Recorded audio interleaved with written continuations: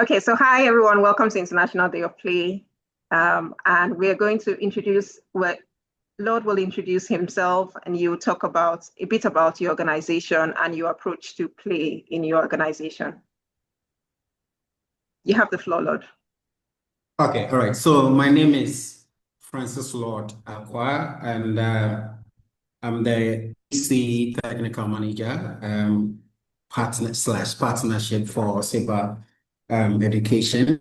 I've worked here in Sabre for getting to decade this year. Basically about Sabre, we are an EC expert organization where we basically do three things. One is influencing EC policies and practices in Ghana. Two is about building capacities of ECE teachers, both in service and pre-service. In service, I mean teachers already in the classroom, and pre-service, I mean student teachers in the colleges and also the lecturers as well in the colleges, building their capacity in terms of play-based learning. And the third one we do is improving classroom learning environments where play-based will be effective to be enacted in the classroom. So that's basically what we do here at Sabre Education. Thanks. Thank you, Lord. I see Eashwar. Hello, Eashwar. Eashwar is from Learn to Play. Hi, good evening, everyone. My name is Eashwar from Learn to Play in Botswana. And at Learn to Play, we partner with communities and local governments to assist them in setting up early childhood education playgroups by training women without access to economic opportunities in our play-based pedagogy and curriculum, with a particular focus on mindful play and social and emotional learning, as well as parenting in their communities. Welcome, Eashwar. Is Edward here? Yes. Hi, Edward. Welcome. Thank you, Farida. I've been here. My name is Edward Asare. I'm representing Luminos Fund Ghana.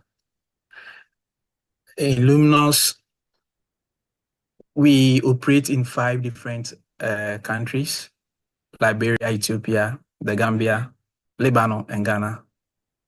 And currently, to date, we can say that over 370,000 out of school children have gotten back to school through our joyful learning methods. And we are proud of that and we want to celebrate that. Also, globally, over 250 million children are still denying the chance to go to school due to the global crisis, poverty, and discrimination. These children have the right to education, and there should be practical ways to support them through structured curriculum or other programs.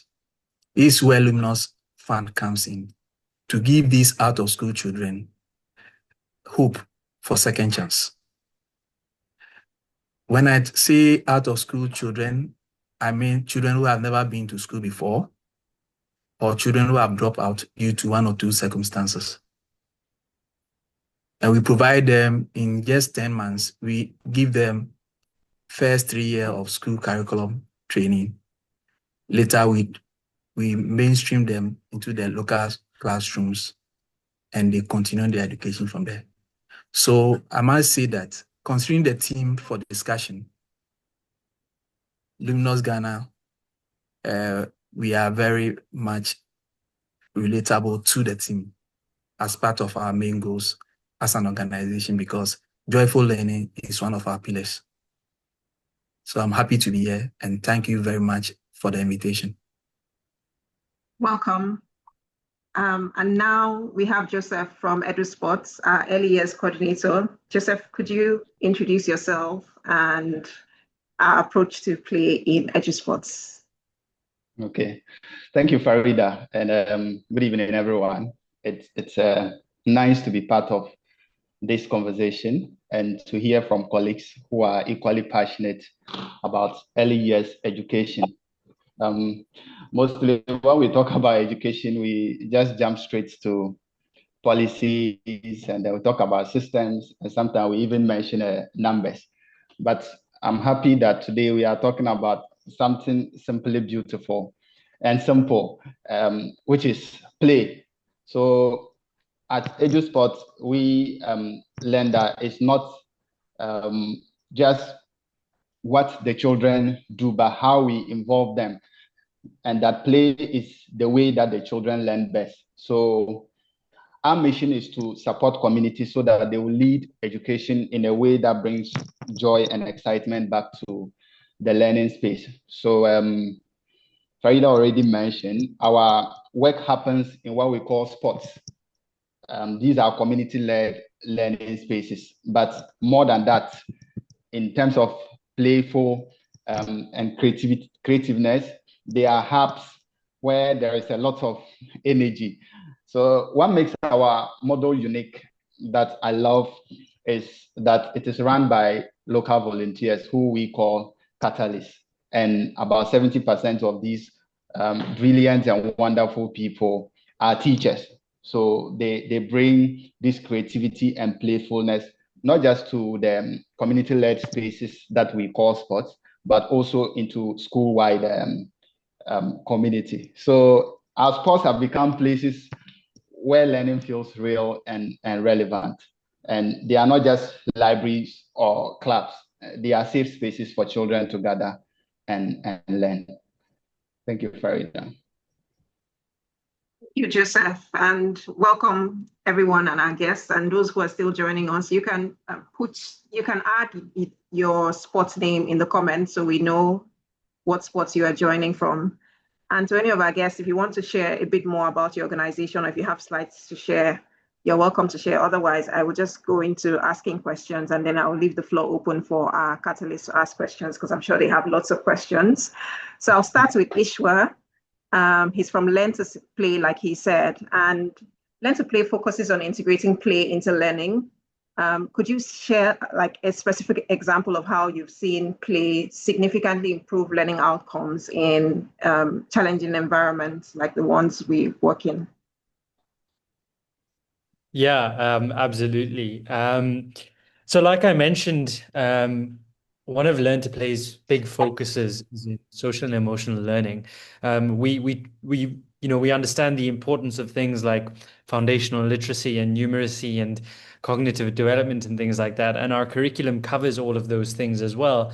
But we fundamentally believe that, especially in the difficult settings that we work in, like refugee camps and rural areas with no access to services, or urban low-income areas, that children face difficult backgrounds. And unless we focus on ensuring that children are happy and healthy, how can we expect them to be learning effectively? So actually in 2023, we do child assessments and everything, assessments of our program every year. And, we only had about 33% of children in our program that were meeting their social and emotional learning milestones. And for us, that was incredibly alarming. As an organization that focuses on that as one of our main tenets, that was of concern to us, and we really then set to work to see how could we address that.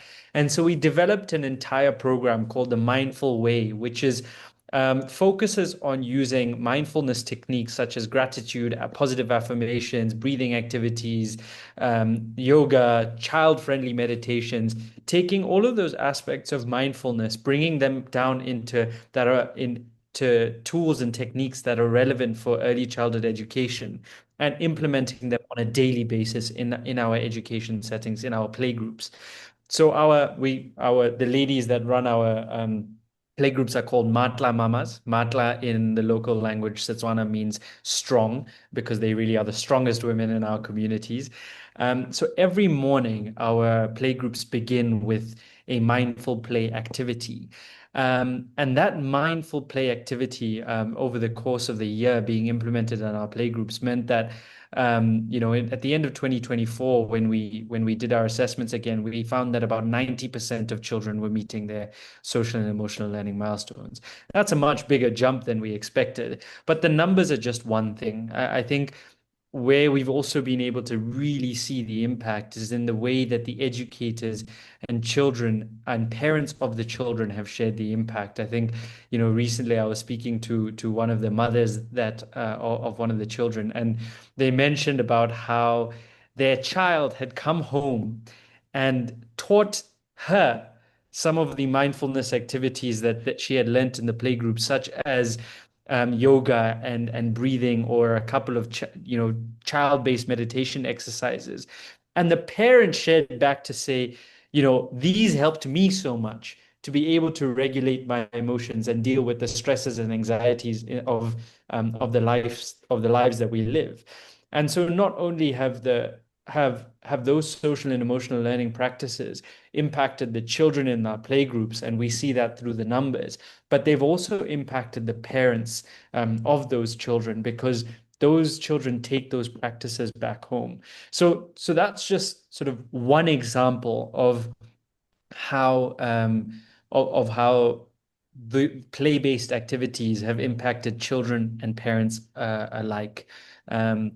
There's also impacts in other areas, of course, as well. And we understand that, literacy, numeracy, things like that are important to the parents in the communities that we serve as well. So we don't neglect that, because that's where they draw value. Parents want to see that their children are ready to go to school.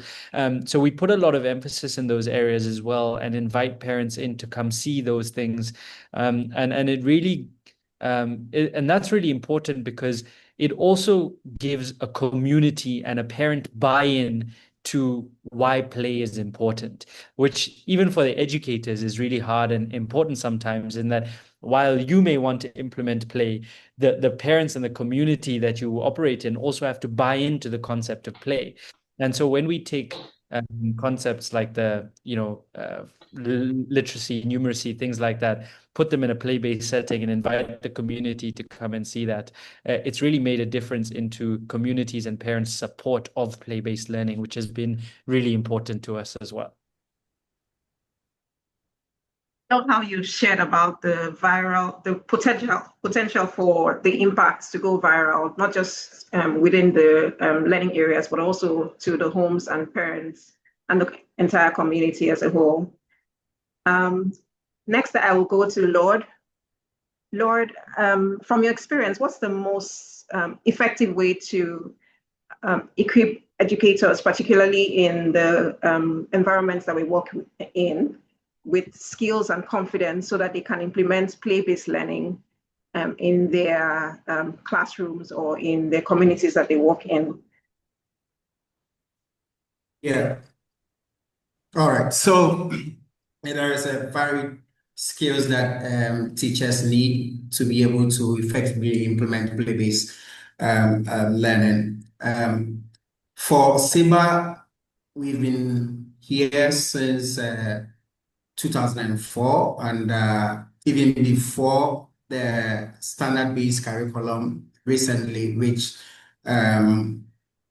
promotes play-based learning. We've been there piloting, gathering evidence in terms of play-based learning around teacher training, right?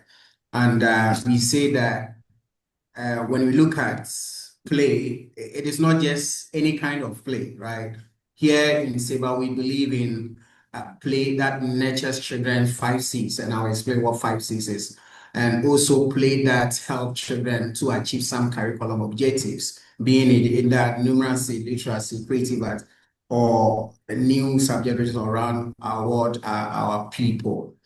The skills teachers need is that, I would say that in 2012, a research was conducted, and in the research, we saw that most of the teachers are using more of a rote method in the classroom, right? We are more using lecture method in early childhood space. So most of them were not trained on play-based learning, right? So how do we build their capacities to be able to enact play-based learning? That wasn't all, but also even the classrooms that we have, spaces doesn't allow play-based learning. So these were the two key things that we need to put together for effectively implementation of play-based learning. So we started building teachers capacity on play-based learning. But play-based learning, what we need to understand is that comes in different forms. And that is the skills that teachers need to know. That comes with different forms, not just play. And the explanation is that before you understand to use play-based learning, as an educator in EC, you need to understand that naturally, children likes to play, right? So if it is something that they like, how then do you mold the thing that they like to be the way they learn? So as they play, they learn through that. So that's what in different literatures you see learning through play, right? And that expands to play-based learning. But in that, teachers are equipped to know that there are different forms of play-based learning. One, and I don't want to sound very technical, but it's like you are in a straight line, right? And on that straight line, one end there is a free play, the other far end there is what we call guided play or structured play, right? And in the middle it is what we call collaborative play, right? These three come together to mold play-based learning. And teachers need to have that understanding that it only allowing children to freely play, but there is also a certain point where you guide what they play or what the activities that they do to help you achieve certain curriculum indicators. All right, so that skill needs to be built as you go into train teachers so that they better understand the forms of play that needs to go on both in the classroom and at home, right? And that's together to form the holistic structure of play-based learning. In some literature, you will see continuum of play being listed, these three types of play that I mentioned. And if you look at these three types of play, it is not only for teachers to enact it for learners to only achieve curriculum objective, but also what I mentioned as 5 C's. As children play, you get to know that they build their confidence, communication, cooperation, curiosity, and concentration skills. And these are skills that in this century, children need to go far.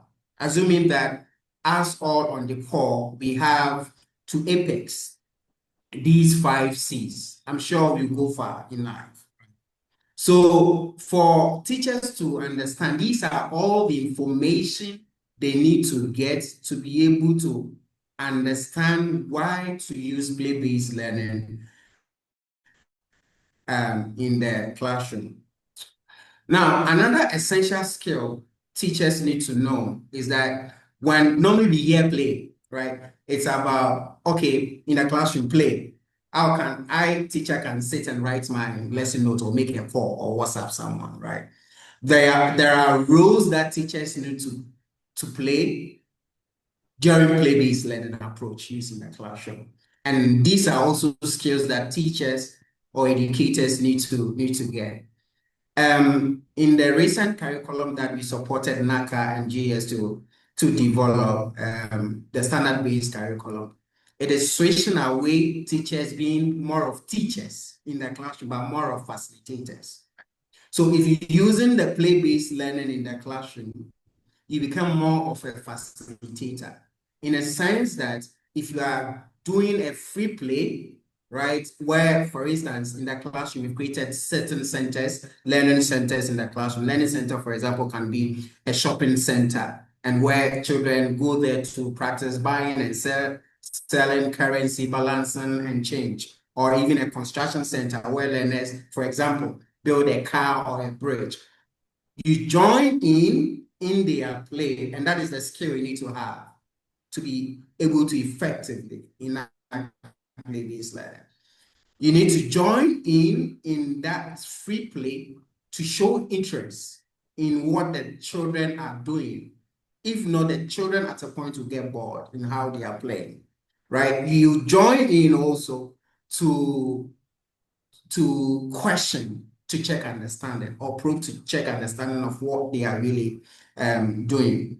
As part of play-based learning, a skill teacher need to have is observation a lot, right? So if you are doing one aspect of play-based learning, which is about structured lesson, right, or guided lesson in some literature, the teacher, you need to do a lot of observation. And observation in the sense that you're observing what the children are able to do, can't do, and provide some remediation, right, in the classroom. One key thing, skills, or role teachers need to have as they enact play-based learning also is planning. Planning is key. Planning in a sense that with play-based learning comes with a lot of planning. I mean, look at forming your activities in a play form for the learners. Naturally, as we say, they like to play. How do you mold their play to be the way they learn, right? So it requires a lot of planning from you, the teacher, to be able to accommodate the learners, let them feel interested in the activities that they are doing. And these are very essential skills that we take teachers through to be able to get maximum understanding to implement play-based learning approach in the classroom. One key thing I want to end with is that when we say play is not separated from learning, right? Play is the learning itself. So one of the things that we tell teachers is that throughout the sessions of the day, all the activities that children are engaging should be through play, right? Should be used in a play form so that the children appreciate and show interest in the activities that they are engaging in the classroom. So I think that these are the skills and many more we share with teachers and are required for teachers to be able to implement effectively play-based learning. Thank you, Lord. You did mention spaces, but I'll ask that towards the end. Someone said, Charles said drawings and colors bring learning to life. So we'll go to Joseph now. Hi, Joseph. Hi, so Farida. In your own experience, what are some challenges we've faced, especially for us where we work in several communities across Ghana, in getting the parents, teachers to, let's say parents first of all, to appreciate the fact that just like Lord has said, play, children can learn through play, and that play is not a waste of time. Trying to also impact parents as well, so that they are seeing value from the activities and the experiences that the children are going through. Wow, thank you, Farida. Yes, let me start by saying that how can we expect children to love learning through play if those who deliver it or those who can support deliver it, they don't embrace it? One time, a parent said that learning is learning and then playing is playing. How can a child be learning and playing at the same time? But as my colleague already mentioned, it is the language that the child understands. If I speak, for example, Dagbani to you right now, unless you understand Dagbani, no matter how I eloquently communicate in Dagbani to you, you will not get what I'm saying. So it is with children. When we are not able to communicate to them in the language of play, then we lose them. They are not able to understand us. And so that's a major challenge that most parents are having. They don't understand the benefit. And when you look at EduSpots, we support our catalysts so that they are playful themselves. For example, in our workshops and trainings, whether it is online or in person, we always try to make it playful. We have icebreakers. We have EduSpots Club. And then, okay. I want a volunteer to give us one EduSpots club. Anyone? Come on, guys. An EduSpots club. Hello, the Mosquito Club. The Mosquito Club. Hello. Hello. Okay. Yes. So, yeah, so Mosquito Club. You say, catch it, clap, then kill it, catch it, kill it, catch it, kill it. Interesting. So you see how it feels after this activity. Whoever participated, you feel energized, no matter how small. So these are just some things to remind us that the joy is part of the learning journey, and we need to shape educators and parents included, so that they will be able to interact with their children in this playful manner. When you create these learning moments, they stick. You see, for example, when we laugh together, when we play together, when we learn, then the lessons that we are learning, they stay. So it's very important for parents, caregivers, educators, and whoever is concerned to understand, like my colleague just mentioned, play unlocks learning for the child. The child is not learning at one time and playing at another. It creates the space for them to be able to imagine. They can test their ideas. And one thing I like about our sports is that it creates these spaces. Acquah mentioned about learning spaces. Well, it doesn't have to be in a classroom. Learning can happen indoor or outdoor. It can happen with the parents. Yes. So, for example, in some of our monthly challenges, we have children using bottle tops to learn. They use a lot of things, cardboards, to be able to learn, building their vocabularies. Sometimes you see two children sitting together, supporting each other to learn.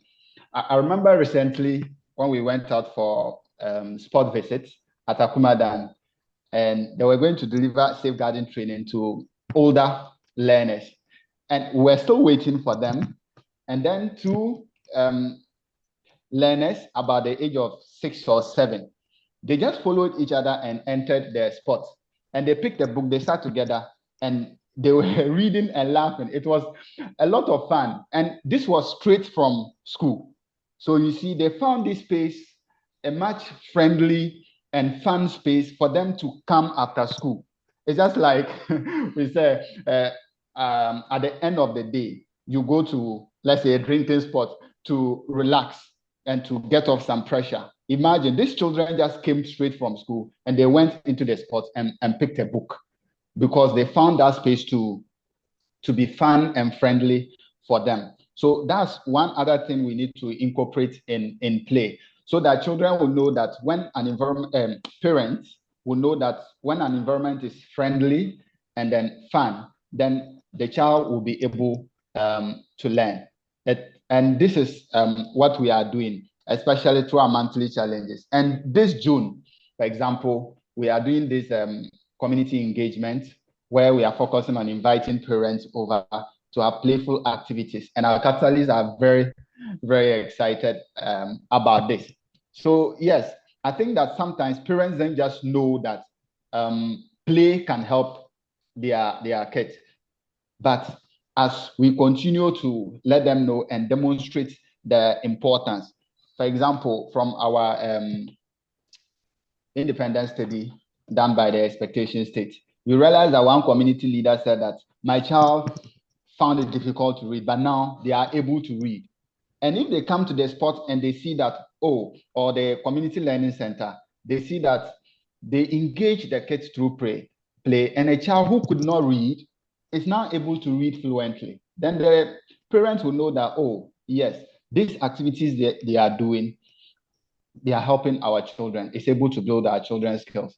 Then they will be able to adapt it. Thank you.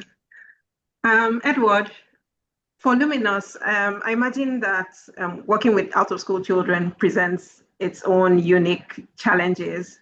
So I want to know, how do you evaluate the impacts, like long-term impacts of the investments in play-based education in your programs?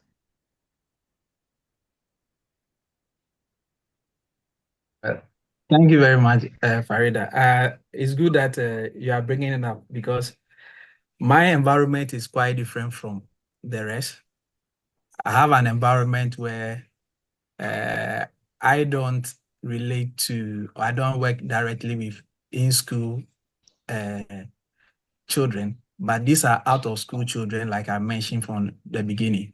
Out-of-school children means that the learner has never been to school before.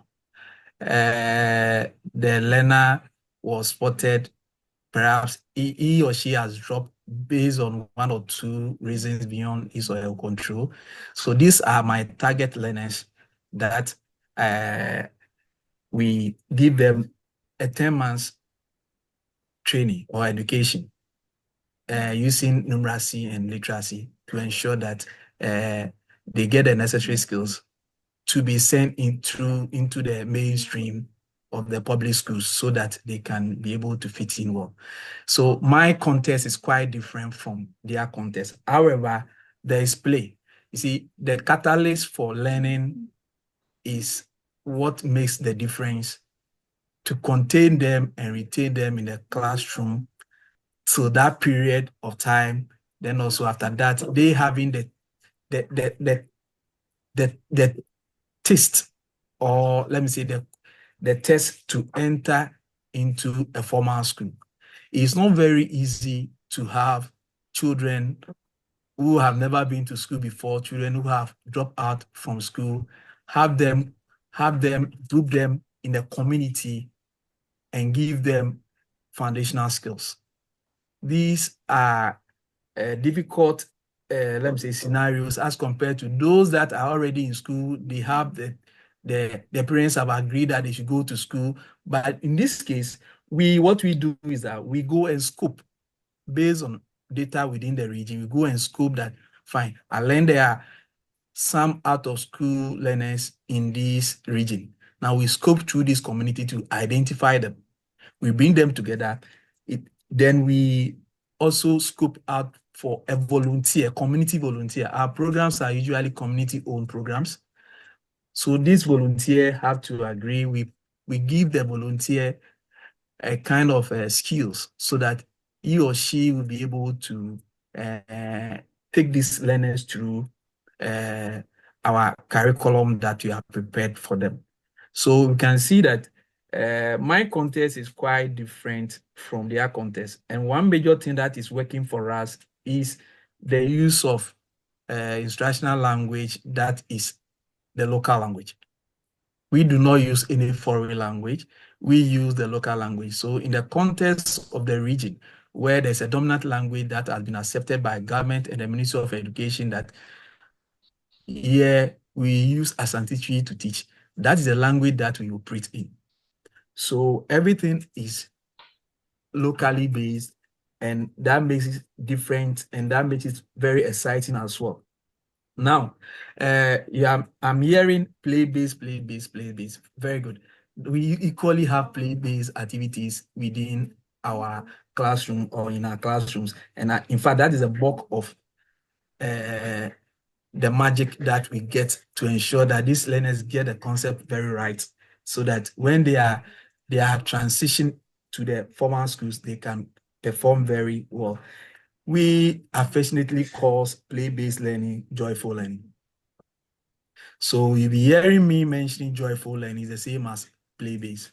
Now, let me take you to what we do a little for you to get a clear understanding of how we use play-based learning or joyful learning to ensure that learning gets its objective within the learners that we have.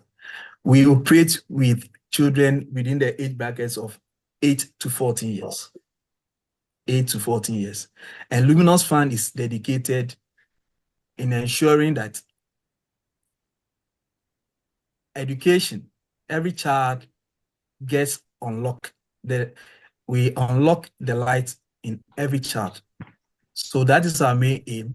And like my colleague mentioned, we have what we call parental engagement preparatory meetings where we meet parents, we talk to them, we let them understand our goal and our purpose.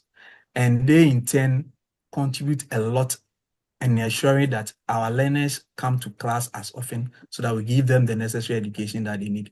Then also we explain to them that the children have the right to play. So the play should not always come from us. Equally, they should be able to play with their kids. And we entreat the children to go home and use some of the games and play with their parents. And we are having testimonies where learners come and say that my parents were laughing. Sometimes the parents will meet you and they say that, hey, you are learning a lot in those classrooms. Now, the parents get it easy because of the medium of instruction, the language that these learners use at home, the home language. So it is very easy for the children to explain the rules of the games to their parents, and they play along, even including their younger siblings and elderly siblings. So in our context, that is what we do, and we ensure that we bring along the parents who can help to ensure that whilst they are playing, they are equally learning in our classrooms. Okay. There is something I would like us to know in addition to this.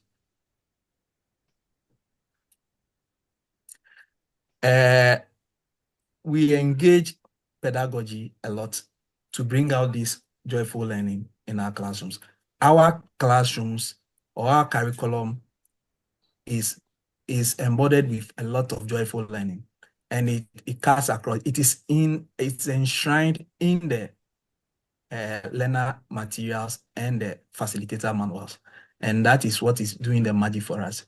We use a range of fun and engage teaching methods that are designed to promote interaction between students and teachers, then also the students and their peers as well.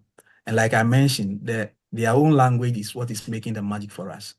Our pedagogy is designed to empower students by allowing them to experience success, voice out opinions, and take responsibilities and grow in confidence. How do we do this? Apart from using their local languages, the local languages also support them to express themselves freely, and it helps them to comprehend the contents that we are teaching them in schools. As part of our curriculum, we have what we call activity bank. Activity bank is enshrined in the facilitator manual, and it is games and activities session. Now, should a learner have a challenge for a concept, the facilitator have to go to the activity bank. Let's say few learners are having challenges with place value.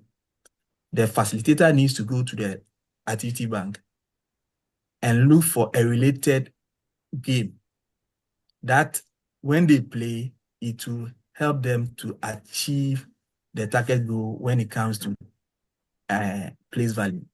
We have a lot of that. So there's a reference for them that they go to help for remediation. Then also there's one book that we need to celebrate today, that we are celebrating International Day of Play. We call it Your Promise. Your promise means that you, the adult, the government, all stakeholders are promising the learner that they will ensure that child protection and safeguarding will be upheld in their classrooms and even at homes. And there's a zero tolerance for corporal punishment in that material. It is not being treated separately from, let me say, there will be a seminar on it. No, we have topics and stories that are in that flipbook that will teach these rights of the children and what they should do when they feel unsafe and who they should report to. And one important thing that makes it so exciting is that this flipbook, teaching stories from this flipbook, the setup is like they are having their local storytelling setup where they will sit in a horseshoe manner, and the facilitator will stand at the edge and be moving around with the story and be telling the story. This makes the learners have a feel of what is being done at home. The same thing is being done in school. And children like stories. And that is where we use this material to teach them their rights, child protection, and safeguarding, and it's helping a lot. And I have a story personally. When I say this book teaches zero tolerance for corporal punishment. Personally, when I was a child in my primary school, we were playing football, and I used to play football. I'm a very good footballer, but today that dream is gone because of what a teacher did to me. We were playing a football, and there was a penalty kick. I have to take it. I took it. Unfortunately for me, I missed it. Quickly, I was called from the field, and I was given some strokes of case for missing that penalty kick. I have to cry throughout the play. After that, I never played football for the school team again. So you see when we talk about zero tolerance for corporal punishment, we don't have. So in our context, children play freely. Even when they make mistakes, we give them opportunity to learn, even through play. And we have activities like EXO tickets, where they have flashcards shown to them, lessons. You have to answer questions correctly before you come out and go home. And it's fun in doing that. Energizers, like somebody have mentioned, they are there. They are all enshrined in our curriculum. So in our case, we don't do things quite different in the classroom and something outside. Everything have been scripted. So we follow those classroom guidelines based on what have been scripted in the manual, and it helps a lot. And it will excite you to know that we use culturally relevant materials like the pebbles, the seeds, bottle tops, bundles, things that do not cost the learner to look for when they want to play. They can just get them within the community. And that makes our classes very interesting. Even after school, you see them playing. When I'm moving around with my motorbike, we are going around for monitoring. You see them playing the things that you taught them. That makes, you see, the impact we get when we see some of these things makes it very exciting for us to hear. Then also, like, finally, let me mention that we use stories a lot. Our decodable stories. The learners read stories to themselves, they share stories, they ask questions, and the crafts where they use local materials. They use the clay, the sand, they use the seeds to write letters, to draw images, and it's very exciting. And the songs are a lot. The songs are also in the local language that relate to either numeracy or literacy. So there's creativity. We have songs that are related to literacy and numeracy. And when they sing, the more they sing, as they sing, they learn as well. Then the games are many, like I mentioned. So in my context, we will not be able to achieve success. As I speak, as of date, we can say that we have over 370,000 children that we've been able to send back to the classroom through our programs. What is the magic? Because we make learning fun. Unlike the formal school where perhaps they may be caned, in our classroom, we don't cane. We make learning fun. We give them enough opportunity to play. And as they play, we know the importance of play activities. And it makes even when those who complete the 10 months duration, they wish they come back, but we tell them that there's no coming back. Just move on to your transition school and enjoy your lessons over there. So this is what I have to say, Farida, for now, for the purpose of time. Amazing. The impact is huge. Please, Yeah. You can now ask the floor is now open for guests. You can ask any of the panelists questions. You can direct your questions to particular panelists or general questions. So our catalyst now, you have the floor now. Rita said that she's really happy to be part of this meeting. She's a product of Sabre's training, which is exciting.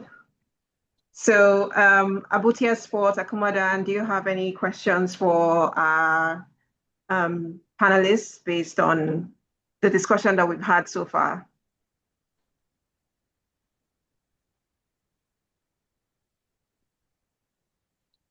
Staff members too, if you have any questions. Now's the time to ask your question. Hi, everyone. I'm happy to ask a question, and thank you so much for all the amazing insights shared tonight. So I'm always really curious for maybe each person to share one very straightforward, quick strategy, game, or idea. I don't want to limit it to a specific game. It could be a way of doing things, like one thing that you feel really works within your way of working that could be shared and applied quite easily by some of the local change makers on this call.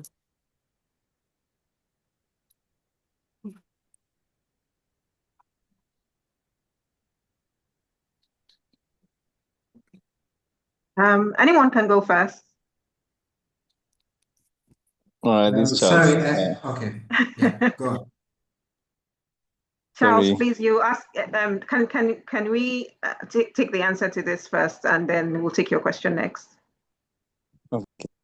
Thank you. No, so I was going to ask Kat for you to repeat the question again. Sure. So I think given that we have a lot of community-based change makers on this call, it would be really helpful for each person to share one very practical, clear strategy that you use within your models. It could be a game, it could be a certain way of doing things. I don't want to limit it to anything in particular. So for example, in EduSpots, as across Ghana and internationally, we have a lot of different claps that have been developed by Catalysts that get learners very excited, and Catalysts as a key way of promoting kind of recognition and reflection on quality at the same time. We've already heard some claps and I won't demonstrate any, but that's just sort of one, way of engaging learners and celebrating excellence in a fun way. So I'm curious to know just one example in brief from each of you. Okay, all right, I can go. So let me first of all say that for us in Sabre, what we do about the three things that we do: influencing, teacher training, and improving learning environment. We do it with the system, and when I say with the system, is that we work closely with Ghana Education Service, right? And we are not bringing anything parallel to the system. So we use what the system exists using in engaging other stakeholders to be interested in what's happening in the classroom. So one thing that we do is that we don't only train the teachers, but we train what we call the GES officers within the district also, right? Lord, And sorry to jump in, but I think just the question is, just imagine we've got lots of teachers and, really community-based people on this call, so less at the kind of high organization level. Just one example of what Sabre, the amazing things Sabre does in a Sabre classroom. Like, I know your classrooms have shopping corners and all these amazing ideas. Could you share just one of them that would be easy for a catalyst to set up in their community? Okay, all right. So one amazing thing is happening in that classroom that, for instance, EduSpots you can set up, right, in your communities. Is that a question? Yeah, just anyone on this call who's a teacher, a change maker in a classroom, just one kind of quick fire idea that they could just take now and implement. Okay, great. All right, so amazing things, a lot of amazing things that you can create. And I think you started a conversation with learning centers being created in the classroom. One key, if you are going for learning center, is that there are two types of learning centers we create in the classroom. If you are a teacher and you're interested in creating learning centers, some of the learning centers are what we call general learning centers, all right? And general learning centers, I mean that centers that relate to any of the strands, any of the content that you share in the classroom. An example is shopping center, book center, construction center, right? And the reason why we create these three centers and call them general center is that as they go to shopping center, for example, they practice buying and selling, learning about currency, balances and changes, and improving communication skills, okay, in the classroom. Construction is where people who are more manipulative go there with to manipulate with the construction blocks at the construction center to bridge, problem solve, and all that. Perfect. Thanks. That's great, Lord. I just know for time, I want to make sure we get to Charles' questions. So just maybe like 30 seconds each. Joseph, what's yours? Yes. So one exciting, I'll just give an example from our monthly challenges. One is helping children to learn phonics and then reading. We can use these papers and then we write letters and words on them. Then you group the children, you can hide the papers, you let them find the letter, for example. When they find it, then you ask them, for example, it's a snake. You have the picture of a snake, you have the word snake on the paper. Then you can ask the child to find the letter sound, for example, S, and then ask them to act it out. So as they do that, it encourages movement, also teamwork, and that helps what they are learning to stick. And it's also fun. Awesome. Yeah. Great. So kind of hide and seek with drama embedded. Love it. Eashwar. Hi, yeah. I think an activity that a lot of our communities love is nature painting. So we encourage educators to work with the children to create paintbrushes out of natural materials. So they might get a stick and then use a little bit of string or a peg, tie some leaves or some flowers or that kind of thing to the end of the stick. They use that, and you can even create natural paints using flowers that have colors, or if you have paints in the classroom, use that. It's a great way to include fine motor skills, creativity, and if you want to take it one step further, you can paint with music, play some music, ask children to paint to it, express their emotions, and that way you're including fine motor skills, creativity, social and emotional learning, all of those together in one activity. Children tend to love. Love that. Love all the different layerings of the different skills in different ways. Edward. So I will teach you something that I want learners to talk about whatever they draw. It helps them to communicate among themselves and describe exactly what they are doing. So if you can see what I'm doing, just take a plain sheet like this. Have you seen my sheet? It's plain. Take a pencil or something like that. Then have a hard surface like a book like this. Then put the paper on it. Put it on top of your head. Try and draw something that relates to the story you have heard. So learner will be doing that.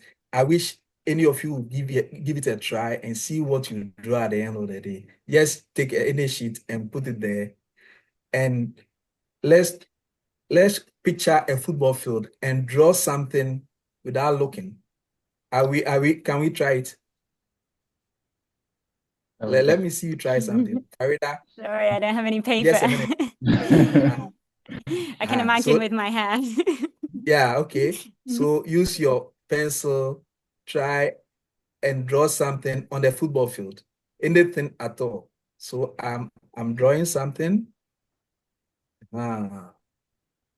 Okay. I'm done. I don't know who else is done. Okay. So it stopped work now. Let's see. Ooh. So see my drawing. Do you see? Hello? Do you see what I have? Yeah. What do I have here? Looks like a football. It looks like a football. Okay, good. So it helps the learners to imagine things, and they can use their skills to draw something. After that, it is up to the learner to explain to the partner, this is what I have drawn. Can't you see the football here? So it helps them to, it's quite fun when you look at their drawing, you know that, no, this drawing, it looks funny, but they will be able to say something about it. In so doing, you help them to communicate among themselves, their ability to explain their own skills and talents to others. It helps a lot. And there's one thing. I think we need to go to Charles just because I know time is running out, but it's really interesting how imagination just played a really key part of everything that all of you described, and the diversity of play is just remarkable. There's not one fixed way of doing play. Farida, back to you. Charles, please go ahead with your question, Charles. Yeah, just thinking about the play, and I was thinking, and will the children be able to enjoy board games and cards to play a game and learn maybe vowels, learn some safeties and how to keep spots safe? Just an idea that I thought, because play is very interesting for kids and playing board games. Thank you. Thank you. We have Margaret saying, how can we create more awareness of the importance of play in child development, especially to the larger community who still think play belongs to home and has no place in the classroom? I think we kind of answered that. Or does anybody want to still speak to that? And then please, if you still have any questions, we're rounding up now. You can drop your last minute questions or comments or share your, I see someone here is from Uganda. It'd be nice to know your approach as well. Hello, Farida. So just on Margaret's question. Yeah. For us to be able to, we already mentioned that shift the mindset that play doesn't belong to only the classroom. We have to bring the community into the learning experience, which is what we do here at EduSpots. So people believe what they see. So they need to see what play can do. For example, I already mentioned this June, as we are bringing parents on board to have playful experience with the children, they will create games together. So we can use stories and testimonies from the learners, and then from the teachers, in our case, catalysts, to be able to support. And my colleague mentioned about using the local language so that everybody is on board and understand what is going on. Thank you. Rhoda, could you quickly speak and yeah, hello. I wanted to ask Edward how they are able to migrate these kids after their 10 months stay with them into schools that are also using play. Do they join any school, and also they specifically look for schools that are using the play-based learning? Thank you. Thank you very much, Rhoda, for your question. What we do is that we have community schools that should not be more than, let me say, 3 kilometers away from the classrooms. Now, these classrooms, my classrooms are not the normal classrooms like yours. We just have a shed. Sometimes the community will raise a shed. If you are fortunate, the community will give you a kind of a pavilion space. Sometimes we meet in churches. So it's a community-based learning. But what we use to entice them is that the fact that some of them have lost interest in school, they are no more going again. Some have never been to school before. We use more of play-based activities to arouse their interest in schooling. After that, when we transition them after the 10 months to join the mainstream. When they go there, whatever is being done there, like Lord mentioned, they work with the system. The system also have their own play-based activities. They continue from there. And some of our learners also teach their colleagues what they learned during the Luminos method way of play. So it's like you learn from here, you go here, you teach, or you also go and pick it from there. So it is not a one-fit-all situation. But what we have within us, we teach. That's why we have a lot of activity bank. And like I will entreat the team that if you can have activity bank clinics where you develop a lot of activities and have a kind of a manual on activity banks so that we don't forget some of these games. Thank you. Thank you. Edward, there's a question specifically for you, and I'd like to hear your response to this. How can we ensure a successful transition for the children after the intervention period, especially if their new school environment includes corporal punishments and limited opportunities for play?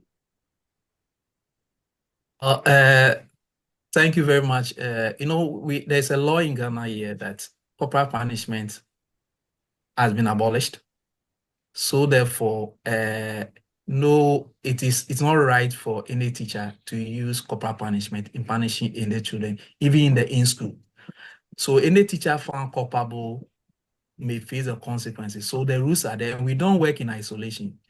Equally, we work with complementary education agency who runs the CBE programs and is under the Ministry of Education. So in that case, those laws are there. The teachers are aware. But what we do is that when we do the transition, we tell them what the learner have learned, that I'm not supposed to be inflicted upon, pain should be inflicted upon me. So the learner can report to the head teacher that this person have caned me, which is not right. So we have taught them their rights, and we taught them who they should report to in case they have issues. So we call those people a safe adult. A safe adult can be your teacher, it can be a head teacher, it can be somebody in the community you can trust. So all these things are there. However, when we transition them, we do follow up on them. Okay, we do follow up on them and work with implementing partners who do more of the follow-ups than us, because we are just a small group, but they have a large spectrum where they can go to all these. They monitor this. They monitor our children who have been transitioned to ensure that they are retained in those schools that they find themselves in. Thank you, Edward. So we'll round up now because we're actually over time. We have a catalyst, Abigail, in the house who is going to give us a vote of thanks. In the meantime, we would like feedback for this event. I've shared the link in the chat. Please it's a very simple form. Please fill the form and we'll take note of your feedback. Abigail, are you here? Yes, please, I'm here. Hi. Hi. Good evening, everybody. It is actually my honor and privilege to deliver the vote of thanks for today's event. First and foremost, I would like to extend our heartfelt gratitude to Farida, our wonderful host. Thank you, Farida, for steering the section with grace, warmth, and professionalism. Your energy and clarity made the event engaging and seamless from start to finish. And a sincere thank you as well to our distinguished panelists, Mr. Ramesh, Mr. Edward, Mr. Francis, and Mr. Joseph. Each of you brought valuable insights, thoughtful perspectives, and real depth to today's discussion. Your time are truly appreciated, and we are grateful for the knowledge you've shared with us. And to everyone who attended and contributed to the success of this event, thank you. Your presence and participation made it meaningful. Let's carry forward the ideas and inspiration shared today as we continue to grow, learn, and connect. Thank you all once again, and have a wonderful day ahead. Okay. Thank you, Edward. Thank you, Joseph. Thank you, Lord. Eashwar had to leave early. Thanks to Eashwar as well. And thank you to everyone who attended. Our catalyst as well. Thank you, Abigail, for the wonderful vote of thanks. Thank you to everyone who asked questions. I know we couldn't take all the questions, and I'm hoping the conversation will continue. There were some responses to some of the questions in the chat. If you scroll through, you'll probably see a response to your question. Have a good evening, everybody, and thank you once again for joining us. Thank you, everybody. Thanks, Farida.